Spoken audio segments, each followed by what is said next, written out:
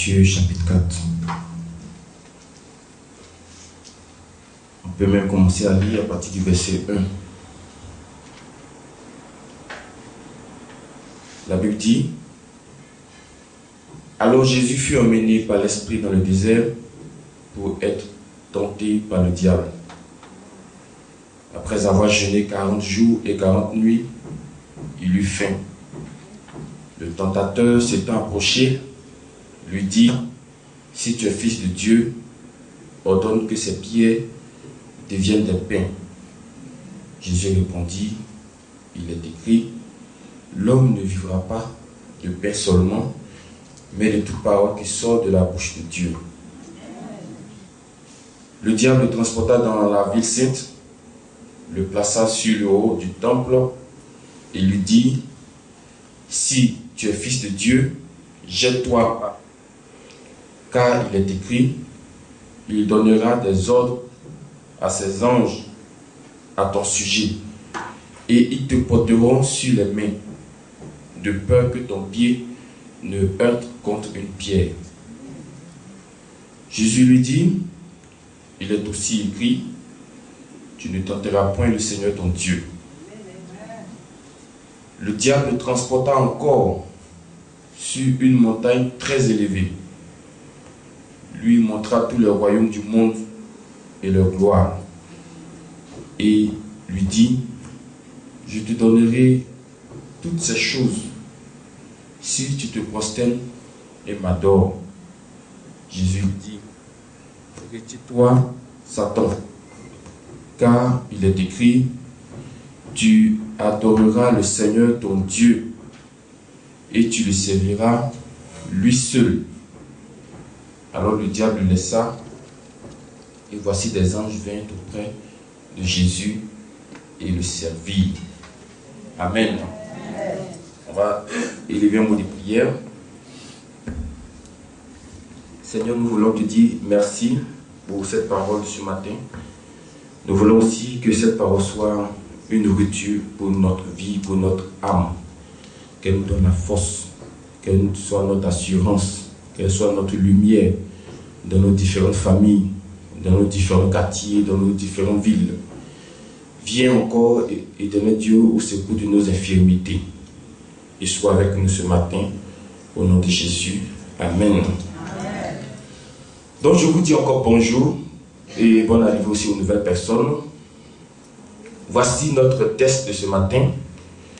Je veux parler un peu sur le désert, mais plus précisément comment chacun de nous doit comprendre son désert. Alléluia. Amen. Vous remarquez avec moi que dans le verset 1 du même chapitre de Matthieu 4, la Bible dit que c'est l'Esprit lui-même qui a conduit Jésus dans ce désert-là. Amen. Ce n'est pas Jésus qui a provoqué un désert, ce n'est pas Jésus qui a créé un désert, mais c'est l'Esprit qui l'a conduit dans le désert. Il y a deux types de souffrances que l'homme peut vivre. Il y a une souffrance que l'homme lui-même se crée par le mauvais comportement. Parce que quand le comportement n'est pas bon, c'est sûr que ça va engendrer des conséquences. Et ces conséquences-là peuvent être pour la famille, pour toi-même, ou en tout cas quelque chose te concernant. Mais ça, on ne peut pas appeler ça désert, parce que c'est nous-mêmes qui avons été à la base. Ce qu'on appelle désert, c'est là où l'Esprit lui-même t'emmène pour te faire traverser une situation dans laquelle il veut t'enseigner quelque chose. Une situation dans laquelle il veut te former. Une situation dans laquelle il veut que tu puisses lui montrer si tu es vraiment pour lui ou bien si tu es là par intérêt. Parce que dans la maison de Dieu, il y a ceux qui sont là vraiment pour Jésus et il y a ceux qui sont là par intérêt. C'est-à-dire on est là parce qu'on a un souci que Jésus doit régler. Une fois que le souci est réglé, on revoit la maison de Dieu. Le jour qu'on nous le verra ici, c'est qu'on a un autre problème. Dans le désert, Jésus est parti pour être tenté par le diable.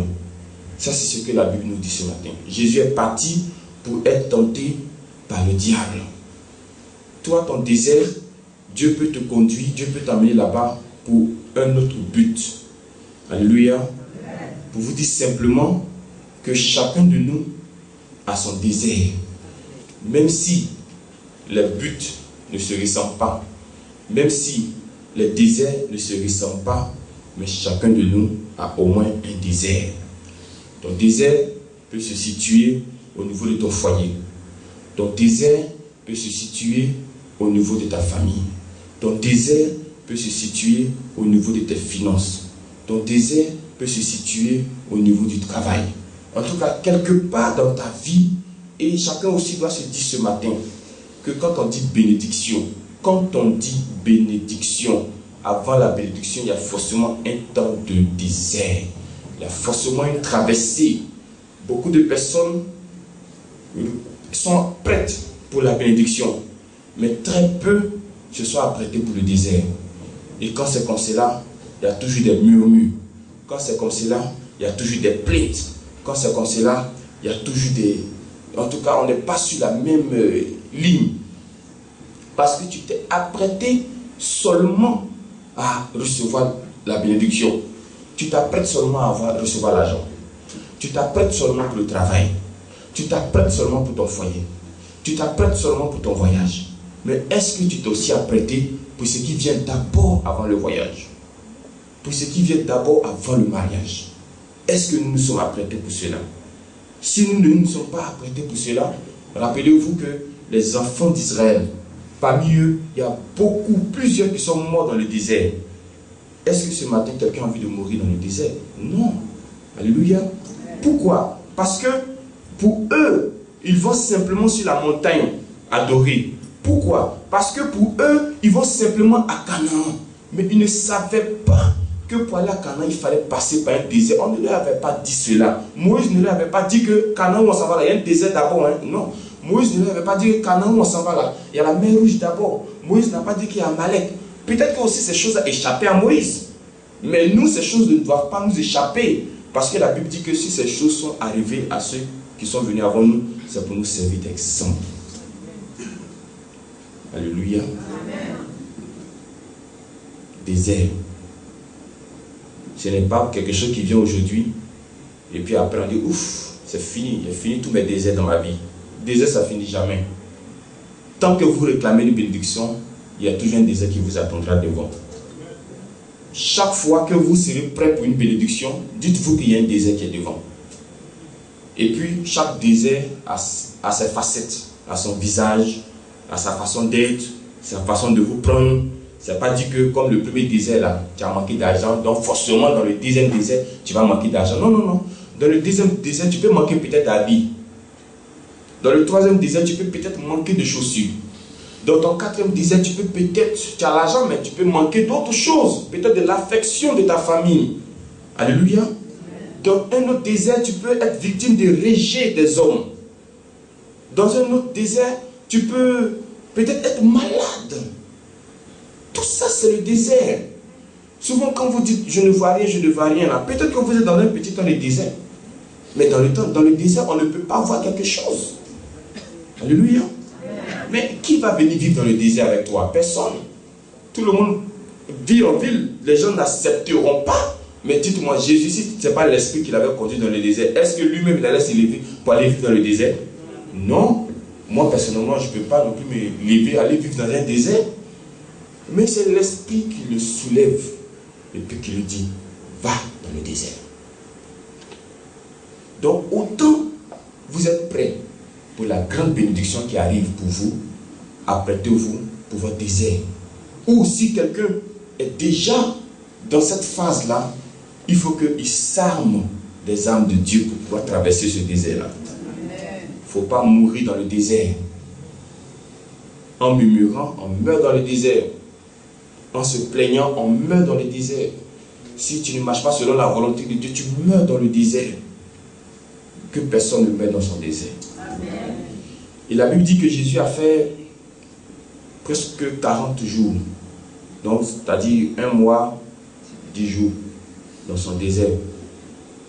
Le désert n'est pas forcément désert quand tu fais 5 ans, 10 ans. Non. En fait, tout dépend de Dieu. Mais il peut y avoir un désert qui va faire un seul jour pour toi. Alléluia. Mais ce un seul jour-là, tu auras l'impression qu'il a remplacé un mois. Il y a des déserts qui peuvent faire 2 jours, 3 jours, 4 jours. Un mois aussi comme pour Jésus, ou bien un mois, 10 jours comme pour Jésus. Peut-être aussi 2 mois, 6 mois, 1 an. En fait, tout dépend de Dieu. Mais il ne faut pas chercher à raccourci toi-même. Parce que si tu cherches à raccourci, le désert va être plus long que prévu. Dans le désert, on cherche le Saint-Esprit. Dans le désert, on cherche la faveur de Dieu. On demande à Dieu de nous fortifier. Surtout de fermer notre bouche. Parce que dans le désert, là, on parle beaucoup. Alléluia. Qu'il ferme notre bouche. Oh, qu'on ait des oreilles seulement pour écouter la voix de Dieu. Parce que plus tu parles, tu n'entends pas mieux ce qu'on te dit. Mais plus tu as la bouche fermée, tu peux facilement entendre ce qu'on te dit. Que Dieu raccourcisse le désert de chacun de nous. Vous voyez au verset 2, la Bible dit, après avoir jeûné 40 jours et 40 nuits, il eut faim. Après son jeûne, c'est là que le tentateur il est venu. Après son jeûne. Mais Dieu merci que ce soit après le jeûne que le diable est venu. Parce qu'après le jeûne, on a beaucoup de force spirituelle. On est beaucoup concentré. On est beaucoup rapproché de Dieu. Donc dans le désert, cherchez aussi à vous rapprocher de Dieu. Ne vous éloignez pas. Ne cherchez même pas à dire, est-ce qu'il n'y a pas un marabout dans le quartier? Est-ce qu'il n'y a pas un marabout de l'autre côté? Non, non, non. Ne cherchez pas à dire, est-ce qu'il n'y a pas autre chose encore? Et reste sur la position de ton Dieu. Alléluia. Et reste dans la consécration. Reste dans l'humilité. Reste dans l'obéissance. Tu vas traverser. On dit, quelle que soit la longueur de la nuit, le jour finit par arriver. Quel que soit le temps que la pluie va mettre pour tomber sur la terre, elle va s'arrêter. La Bible dit qu'il y a des choses qui finissent aussi avec le temps. Donc, je ne sais pas dans quelle situation vous êtes, mais rappelez-vous que hier vous étiez dans des situations. Dès l'instant où vous avez franchi la porte du chemin du ciel, Dieu a réglé ces situations. Donc ce n'est pas la situation qui est venue aujourd'hui que Dieu ne peut pas régler demain. Alléluia. Amen. Votre Dieu peut le faire. Amen. Le tentateur s'étant approché lui dit, si tu es fils de Dieu, ordonne que ces pierres deviennent des pains. Donc, même le diable, il sait qu'un enfant de Dieu a un pouvoir. Parce que pour transformer des pierres en pain, il te faut un pouvoir. Alléluia. Si vous n'avez pas ce pouvoir, vous ne pouvez pas.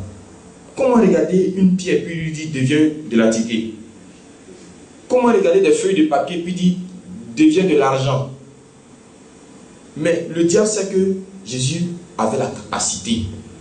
Parce qu'il dit, il sait que quand tu es fils de Dieu, il y a des capacités que Dieu te donne. Donc si ce matin, quelqu'un est fils de Dieu, si ce matin, quelqu'un est fille de Dieu, si ce matin, quelqu'un est enfant de Dieu, quel que soit le temps dans lequel tu te trouves, tu peux vivre avec les capacités que Dieu te donne. Vous pouvez vivre. Dieu dit que je ne vous laisse pas être tenté au-dessus de vos forces. Donc le désert dans lequel tu te trouves là, Dieu sait que tu peux traverser. Parce qu'il a mis quelque chose en toi. Vous voyez, la Bible dit que le diable rôde autour de nous. Pourquoi il rôde? Pourquoi il n'entre pas? Et puis il rôde. Mais s'il n'entre pas, c'est parce qu'il voit quelque chose. S'il n'entre pas, quand un voleur vient, il n'entre pas facilement dans une maison. Il cherche à savoir d'abord quelle est la faille. Est-ce qu'il y a la lumière? Est-ce qu'il y a un vigile? Est-ce que les gens dorment? C'est tout ça qu'il regarde. Donc pendant qu'il regarde, il rôde. Donc si la Bible dit que l'ennemi rôde autour de nous, c'est parce qu'il y a quelque chose qui est en toi. Il a peur. Il ne peut pas s'approcher. C'est le jour que peut-être toi-même tu vas t'endormir. C'est pourquoi le samedi, on a parlé de la nuit. Tout ce qui se passe dans la nuit. Tout ce qui se passe dans notre sommeil. Tout ce qui se passe quand on manque de vigilance. L'ennemi nous prend des choses précieuses. Donc, tu as un pouvoir, même étant dans le désert, de pouvoir vivre. Tu peux vivre. Tu as un pouvoir, même étant dans une situation difficile, avoir un peu de sourire. Tu peux vivre, même dans un désert. Alléluia. C'est possible. Parce que Dieu met toujours une force en vous par rapport à la situation dans laquelle vous vous trouver. Et on va prendre le verset 8 pour finir. Le diable le transporta encore sur une montagne très élevée. L'expression qui a attiré mon attention, c'est encore. Quand on dit encore, ça veut dire quelque chose qui s'est passé. Amen. Il y a quelque chose qui s'est passé et puis ça se répète. Vous voyez? Encore.